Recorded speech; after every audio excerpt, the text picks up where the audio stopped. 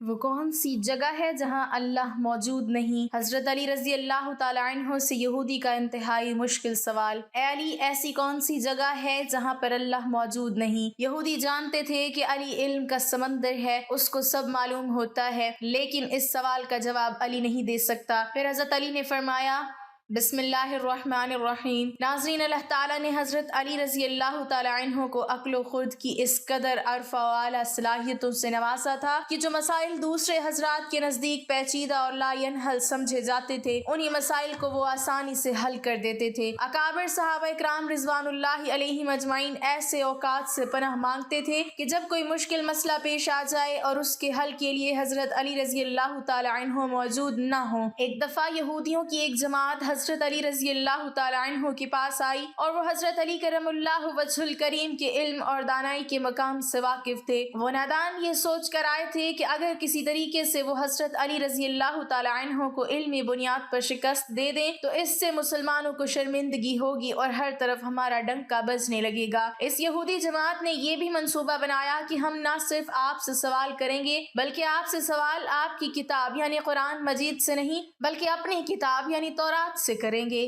اس جماعت نے من ہی من یہ سوچ لیا تھا کہ اگر حضرت علی رضی اللہ تعالیٰ عنہ ہماری شرائط کے مطابق تورات سے جواب دینے پر راضی ہو بھی جاتے ہیں تو یہی ہماری جیت ہوگی، لیکن کیسے؟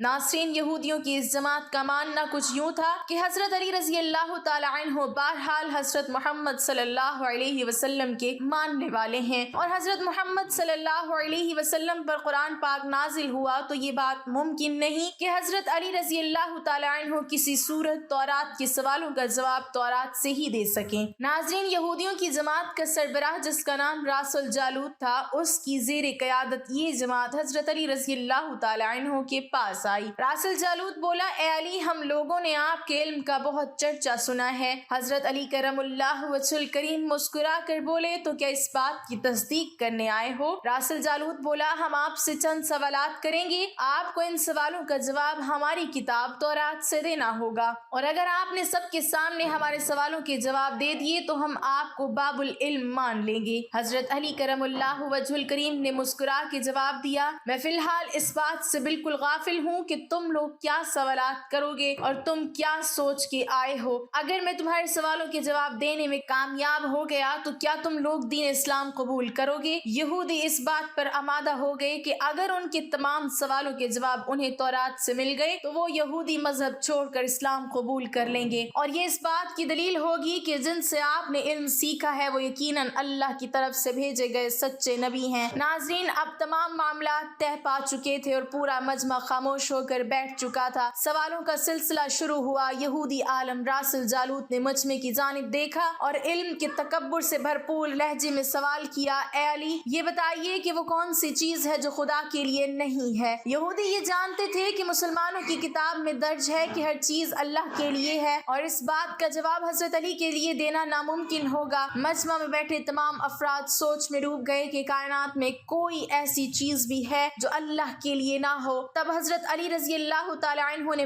بغیر کسی توقف کے فرمایا کہ تم جاننا چاہتے ہو کہ وہ کون سی چیز ہے جو اللہ کے لیے نہیں ہے، تو اس کا جواب شرک ہے۔ اللہ ہر قسم کے شرک سے پاک ہے۔ تمام مجمع جو بیٹھا سن رہا تھا بے ساختہ واہ واہ کہہ اٹھا۔ ناظرین، اب راس الجالوت نے دوسرا سوال کیا، اے علی، یہ بتائیے کہ وہ کون سی جگہ ہے جہاں اللہ موجود نہیں؟ حضرت علی نے اس کو فوراً جواب دیا کہ اللہ تعالیٰ ہر جگہ موجود ہے۔ اس پر راس الجالوت بولا، اس سوال کا جواب آپ ہمیں ہماری کتاب سے دیں۔ حضرت علی رضی اللہ تعالیٰ عنہ نے فرمایا کہ کیا تمہاری کتاب میں یہ نہیں لکھا ہے کہ حضرت موسیٰ علیہ السلام کے پاس ایک فرشتہ آیا اور حضرت موسیٰ علیہ السلام نے اس سے پوچھا کہ تم کہاں سے آئے ہو؟ تو اس نے جواب دیا کہ میں 7ویں آسمان سے آپ کے پاس حاضر ہوا ہوں۔ اتنے میں حضرت موسیٰ علیہ السلام کے پاس دوسرا فرشتہ آیا۔ حضرت موسیٰ علیہ السلام نے اس سے پوچھا کہ تم کہاں سے آئے ہو؟ اس نے جواب دیا، میں زمین کے 7ویں طبق سے آپ کے پاس حاضر ہوا ہوں۔ حضرت موسیٰ موسیٰ علیہ السلام نے پہلے فرشتے سے پوچھا 7ویں آسمان میں تمہارے قریب کون تھا؟ فرشتے نے جواب دیا میرے قریب میرا رب تھا۔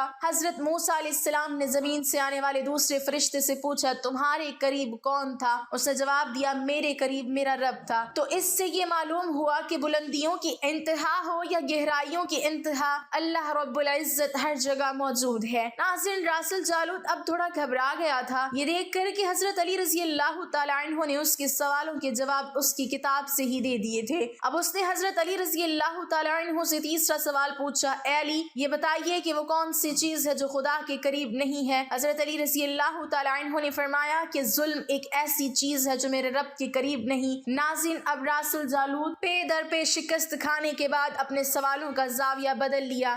اب اس نے علمی سوال کے بجائے تاریخی اور سائنسی سوالوں کی طرف اپنا رخ موڑ لیا اور بہت ہی تکبر بھرے انداز میں اس نے پوچھا، اے علی اس چشمے کا نام بتائیں جو زمین پر پہلی مرتبہ جاری ہوا۔ حضرت علی کریم اللہ وجہ الکریم بولے کہ اس چشمے کو چھوڑو، پہلے یہ بتاؤ کہ تمہارے دل میں کیا ہے، اور تمہارے دل میں یہ ہے کہ وہ چشمہ بیت المقدس کی ایک چٹان کے نیچے ہے۔ رسول جالوت کے منہ سے بے ساختہ ہاں نکلا۔ تو حضرت علی بولے کہ آج اپنی اصلاح کر لو، کیونکہ زمین پر بہنے والا پہلا چشمہ وہ نہیں جسے تم لوگ سمجھتے ہو، بلکہ زمین پر بہنے والا پہلا چشمہ وہ ہے جس سے حضرت خضر علیہ السلام نے پانی پیا، اور یہی وہ چشمہ ہے جس سے آب حیات جاری ہوا۔ ناظرین، رسول جالوت اب مزید گھبرا گیا تھا۔ اس نے اس گھبراہٹ میں حضرت علی رضی اللہ تعالیٰ عنہ سے ایک اور تاریخی سوال کیا، اے علی یہ بتائیے کہ وہ کون سا پتھر ہے جو آسمان سے پہلی دفعہ اتارا گیا؟ حضرت علی نے جواب دینے سے پہلے ایک جملہ کہا، یقیناً تم لوگوں کے ذہنوں میں پہلا پتھر وہ ہے جو بیت المقدس میں نصب ہے، لیکن تم اس بات کو کیوں بھول جاتے ہو کہ خانہ کعبہ بیت المقدس سے کہیں پرانا ہے، اور حجر اسود اسی وقت نصب کیا گیا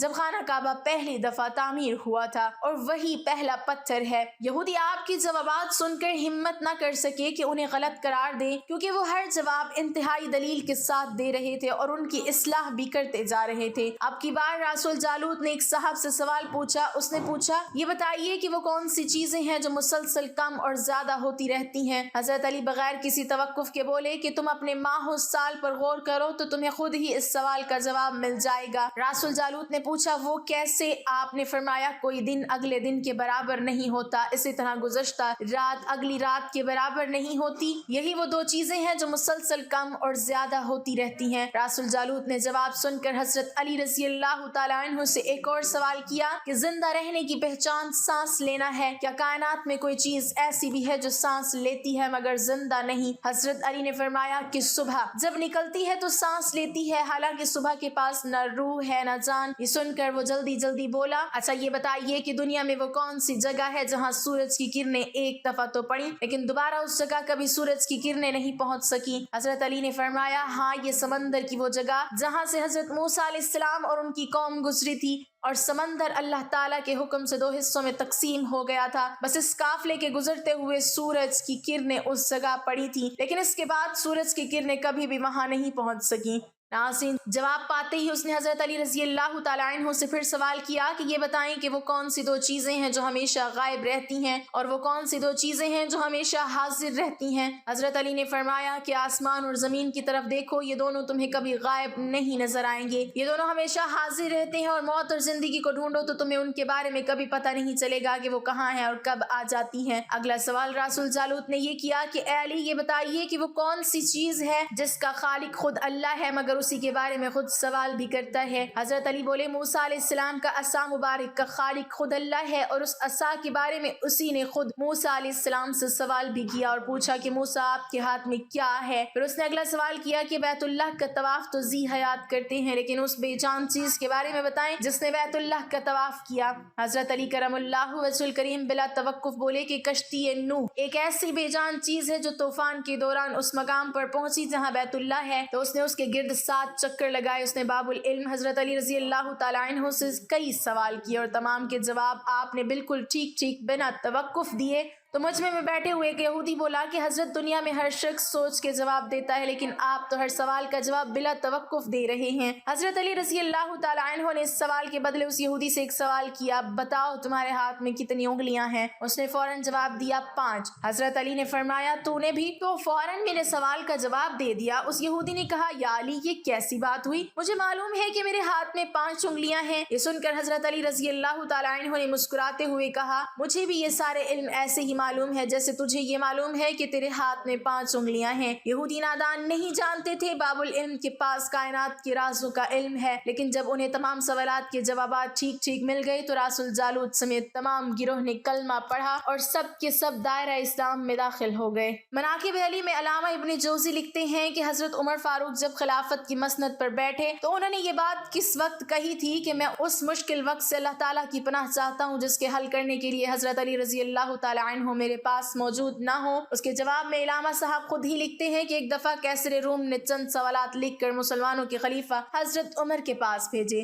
سوالات ایسے تھے کہ جن کا جواب روم میں بھی کسی کے پاس نہ تھا۔ ان سوالات کا مقصد مسلمانوں کو شرمندہ کرنا تھا تاکہ مسلمان اپنے دین سے متنفر ہو جائیں۔ چنانچہ مسجد نبوی میں عظیم صحابیوں کی محفل جمی ہوئی تھی۔ کیسر روم کا قاصد آیا اور خط پڑھنا شروع کیا۔ خط کی تحریر کچھ یوں تھی کہ بادشاہ روم نے لکھا تھا کہ یہ خط ہے بادشاہ روم کیسر بنی اصغر کا وقت کے خلیفہ حضرت عمر کی طرف کہ میں نے جو سوالات لکھے ہیں مجھے ان سب کے جوابات بتا دیجئے۔ نمبر 1 وہ کون سی چیز ہے جس کو خدا نے تخلیق نہیں کیا؟ نمبر 2 وہ کون سی چیز ہے جو خدا کے علم میں نہیں؟ نمبر 3 وہ کون سی چیز ہے جو اللہ تعالیٰ کے پاس نہیں؟ وہ کون سی چیز ہے جس کے سب بال ہی بال ہیں؟ وہ کون سی چیز ہے جس کا صرف منہ ہی منہ ہے؟ اور وہ کون سی چیز ہے جس کے صرف پاؤں ہی پاؤں ہیں؟ اور وہ کون سی چیز ہے جس کی صرف آنکھیں ہی آنکھیں ہیں؟ وہ کون سا بندہ ہے جس کا خاندان نہیں؟ وہ کون سی چیز ہے جو شکم مادر میں نہیں ہے؟ وہ کون سی بے جان چیز ہے جو سانس لے سکتی ہے؟ وہ کون سی بے جان چیز ہے جو سانس نہیں لے سکتی؟ ناقوس کی آواز کا معنی کیا ہے؟ وہ کون سی چیز ہے جس میں ایک مرتبہ پرواز کی؟ وہ کون سی چیز ہے جس پر صرف ایک بار سورج چمکا؟ وہ کون سا درخت ہے جس کے سائے کو تیز رفتار سوار 100 سال دوڑ کر بھی عبور نہیں کر سکتا؟ وہ کون سا درخت ہے جو دھوپ اور پانی کا محتاج نہیں؟ دنیا میں اس کی مثال کیا ہے؟ جنت کے برتن جن میں مختلف قسم کے کھانے ہوتے ہیں، جنتی لوگ ایک دوسرے سے ملتے ہیں، دنیا میں اس کی مثال کس طرح کی ہے؟ جنت کے سیب سے حوریں برآمد ہوں گی لیکن ان میں ذرہ بھر کمی واقع نہیں ہوگی، دنیا میں اس کی مثال کیا ہے؟ جنت کی چابیاں کیا ہیں؟ حضرت عمر نے خط پڑھتے ہی فرمایا کہ اس کا جواب تو صرف برادر رسول باب العلم حضرت علی رضی اللہ تعالیٰ عنہ دے سکتے ہیں۔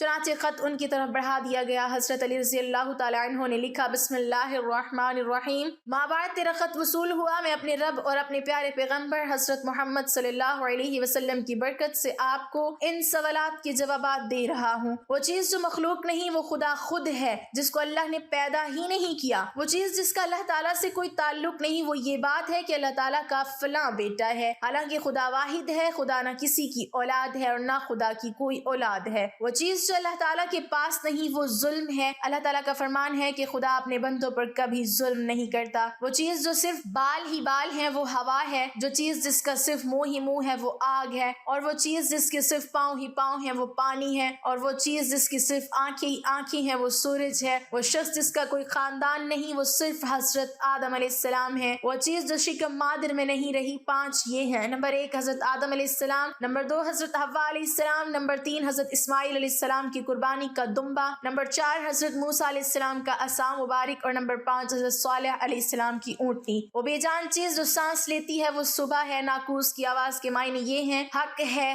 ٹھہرو ٹھہرو، خدا عادل ہے اور وہ سچا ہے۔ کوہ طور پر وہ پرندہ جس نے ایک مرتبہ پرواز کی تھی، دریائے نیل کی سرزمین پر سورج ایک بار چمکا ہے۔ جس جگہ پر حضرت موسیٰ علیہ السلام نے اپنا عصا مبارک مار کر رستہ بنایا تھا، وہ درخت جس کو میں اگر تیز رفتار کے ساتھ بھی چلوں تو 100 سال تک بھی پار نہیں کر سکتا، وہ شجر توبہ کا درخت ہے جس کی شاخ جنت کے ہر محل میں جاتی ہے۔ دنیا میں اس کی مثال سورج ہے کہ جس کی کرن ہر گھر میں پہنچتی ہے اور تمام زمین اس کی روشنی سے روشن ہو جاتی ہے۔ وہ درخت جو پانی کے بغیر اگایا تھا وہ درخت ہے جو حضرت یونس علیہ السلام کے لیے اگایا گیا تھا۔ اللہ تعالیٰ نے ارشاد فرمایا ہم اپنے پیارے حبیب کے لیے کدو کی بیل اگاتے ہیں، جنت کے برتن میں بے شمار قسم کے انعامات ہوں گے، وہ ایک دوسرے سے الگ الگ ہوں گے۔ ان کی مثال ہم دنیا میں مرغی کے انڈے کی لے سکتے ہیں کہ جس میں سفید اور زرد دونوں پانی شامل ہوتے ہیں لیکن ایک دوسرے سے ملتے نہیں۔ جنت میں جو سیب عطا کیا جائے گا اس سے حور برآمد ہوگی، اس کی مثال ایسے ہے جیسے کہ سیب سے کیڑا باہر نکلتا ہے لیکن اس میں کمی واقع نہیں ہوتی۔ وہ چیز جو دنیا میں سب کے لیے برابر ہے چاہے وہ مومن ہو یا کافر، لیکن آخرت میں وہ صرف اور صرف مومن کو عطا کی جائے گی، وہ کھجور کا میوہ ہے جسے آخرت میں صرف مومن ہی کھا سکے گا، جبکہ دنیا میں اسے مومن اور کافر